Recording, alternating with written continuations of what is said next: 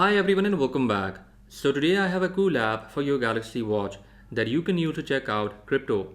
Before sharing this app, don't forget to check out giveaway of this sporty watch face design available at a discounted price on Google Play Store.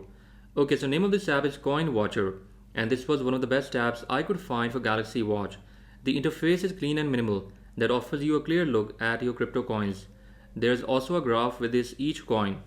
You can add more coins by tapping on this plus icon right here. Plus in settings we have duration for chart, the minimum time this data gets refreshed, and you can also change currency from here. So give this app a try, and moving on to the watch face design.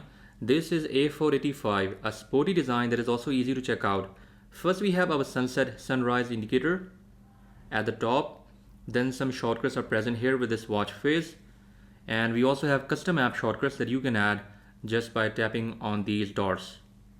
After that we have our time, heart rate and step counter with battery percentage.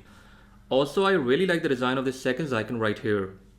Talking about customization, you can change background color with this face like this. We have many options here that you can try out. As you can see, the colors are kind of vibrant. After that you can change index color, that is a small strip on this face. Next you can change color of time, and in the end we have few settings for complications in the background.